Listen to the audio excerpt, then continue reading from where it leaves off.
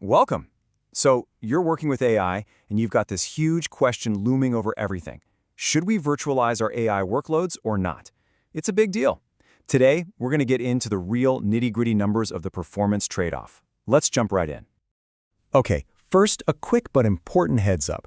This is Module 7 of a 10-part tutorial on running AI workloads in a virtualized environment.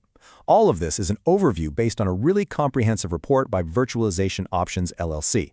Now, think of this as general guidance. It's not warranty, and it's definitely not legal or financial advice. So as always, we really recommend you chat with your own financial, technical, and legal pros before you take any action. And just remember, these modules, they only scratch the surface of what's in the full research report. All right, with that out of the way, let's get to the real meat of it. We all kind of know virtualization isn't exactly free, right? There's always some overhead. But when you're talking about something as incredibly hungry for resources as AI, what is the actual cost? I mean, how much performance are you really leaving on the table? That's the question we're going to answer. So to really get a handle on this, let's think of it as a performance tax. It's a great analogy. Every single time your AI application needs to touch the physical hardware, it has to pay a little toll to get through that virtualization layer.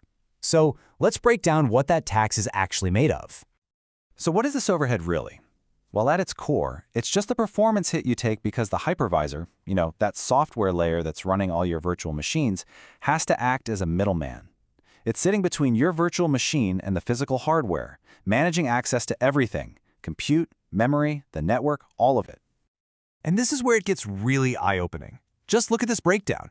Okay, a 5 to 15% hit on raw compute, that's a thing, for sure. But look at memory and I/O. We're talking a potential 20% hit on memory bandwidth and a pretty staggering 30% on I/O throughput. These aren't just small numbers you can ignore, especially not for AI models that are just constantly chugging data. And here is the absolute kicker, the most important part to understand. You don't just add these percentages up. No. The source material makes it super clear. They compound multiplicatively. So think of it this way. It's not like paying a 10% tax and a 15% tax. It's like paying a 10% tax and then another 15% tax on whatever's left. Each performance hit stacks on top of the last one, making the total impact way, way bigger than you'd think. And when you do the math, this is what you get. When all those compounding hits pile up, the total performance degradation can be around 35%. That's over a third of your raw power just gone, wiped out by the overhead before your workload even does anything. But here's the twist. This 35% tax, it doesn't hit every AI workload the same way. Not at all. The real impact totally depends on what your workload is trying to do. Is it running a marathon or is it a 100-meter sprint? Let's dig into that. This really lays it all out, the two big worlds of AI. On one side, you've got training. That's the marathon. It's all about total throughput, how fast you can chew through massive data sets over hours or even days. Then you've got inference. That's the sprint. It's all about latency. How fast can you get an answer for one single request? And we're talking milliseconds here.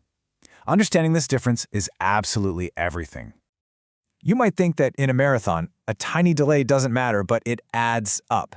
Check out this great example from the source. Say virtualization adds just a tiny 100 millisecond overhead to each training step. Sounds like nothing, right? I mean, it's a tenth of a second. But if your model needs, say, 100,000 steps to train, well, that tiny delay just added almost 3 hours to your total training time. That's real money, real time, real cost. Now for inference, the sprint, the impact is just brutal. Let's imagine you have a strict 50 millisecond response time you need to hit for your app. It's your SLA. Okay, the model itself takes 35 milliseconds. Network adds another 10. You're at 45 milliseconds. Still good, you're under the wire. But now, add 25 milliseconds of virtualization overhead. Boom, your total response time is now 70 milliseconds. You've just completely blown your SLA. And that's not just a number on a chart, that's a user having a bad experience. Okay, so we've laid it all out. The performance tax is real. It's significant. It can add hours to training and torpedo your inference SLAs. Which leads to the obvious question, why on earth would anyone willingly pay this tax? Well, it turns out the answer is pretty compelling. You get a lot in return. Okay, the first major reason you'd pay this tax is for the payoff. Massive gains in efficiency and scalability. This is where virtualization starts to look really, really good, especially when we're talking about inference. So let's look at what usually happens on bare metal. For inference workloads, traffic goes up and down, right? It's super common to see your expensive GPUs just sitting there. Utilization might be around 40%. That means that more than half the time, that incredibly powerful, incredibly expensive piece of hardware is doing absolutely nothing, just burning power. Now, look at this. This is the same hardware, but virtualized. Because you can have multi-tenancy, running multiple different models or workloads on a single GPU, you can drive that utilization way up. We're talking 80% or even higher. You are literally getting double the work, double the value out of the exact same hardware. That is a game changer for your budget. And it's not just about squeezing more out of one GPU. It's about flexibility. What if you could just automatically scale your resources up and down to match demand perfectly? Or serve 10 different models from one server? Or deploy the exact same setup in all of your data centers around the world with one click? Virtualization makes all that possible. These are huge operational wins. But the payoff isn't just about saving money or being more efficient. There is another benefit that, for a lot of companies, is completely non-negotiable, and that's security and isolation. And this is the whole secret sauce right here. The hypervisor creates these incredibly strong hardware and forced walls between your virtual machines. We're talking separate security zones, separate memory, separate everything. Trying to build that level of true isolation on a shared bare metal machine is an absolute nightmare, if not impossible. And these hardware walls, they give you real-world business advantages. You get true tenant isolation, so customer A can't see customer B's data. That's critical. It helps you check all the boxes for auditors when you're dealing with things like HIPAA or GDPR.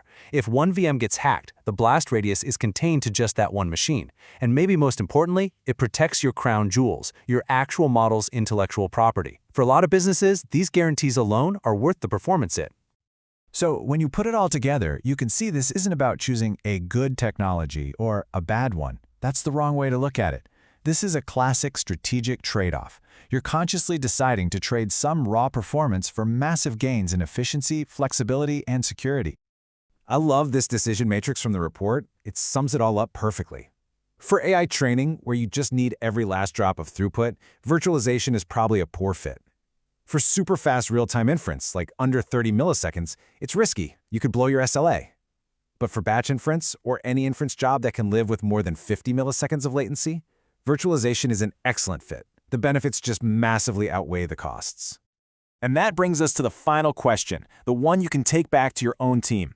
Now that you really understand the costs and the benefits of this trade-off, take a fresh look at all your AI workloads. Which ones are the marathons that absolutely need the raw power of bare metal? And which ones are the sprints that could actually benefit more from the flexibility, the efficiency, and the security of a virtualized world? Thanks for joining me.